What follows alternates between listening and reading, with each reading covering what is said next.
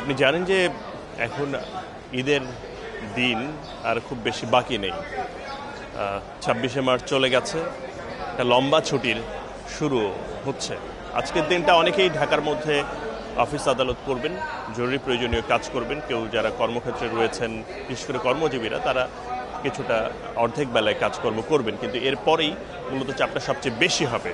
তবে অন্য যে কোনো দিনের তুলনায় আমরা দেখেছি যে গাবতলী বাস টার্মিনালে এবং অন্য যে বাস টার্মিনালগুলো রয়েছে, একই সঙ্গে রেলওয়ে স্টেশনগুলোতে অনেক বেশি মানুষের উপস্থিতি বেড়েছে। এদের বেশিরভাগের একটা বড় অংশই আমরা জানি যে আপনার আগে থেকে শুরু করেছেন যাত্রা। এবারে শিক্ষা প্রতিষ্ঠান বন্ধ হওয়া থেকে অনেক আগে থেকে এই যাত্রা শুরু হয়েছে। তবে এখানে আমরা যেটা দেখছি যে এই গাবতলী বাস টার্মিনাল এই অংশটাতে যারা একরকম তাৎক্ষণিক টিকিট করে যাতায়াতের চিন্তাভাবনা করছেন, তারা মূলত এই জায়গাটাতে বেশি ভিড় করেন। বেশিরভাগ ক্ষেত্রেই অনলাইনে টিকিট বিক্রির বিষয়টা আমরা খেয়াল করি যে অনলাইনে টিকিট কেনার কারণে অনেকগুলো সিটি আগে থেকে, অর্থাৎ বেশিরভাগ সিটি আগে থেকে কেনা হয়ে থাকে, যে কারণে বাস যেখান থেকে ছাড়ে সেখানে মূল প্রেশারটা দেখা যায়। আর এখানকার যে অংশটা আছে সেটা মূলত দেখা যায় যে তাৎক্ষণিকভাবে এসে টিকিট করে যাচ্ছেন। রমজান মাস, সকালের দিকে একটু প্রেশার তুলনামূলকভাবে কম, অন্য দিনের তুলনায় বেশি।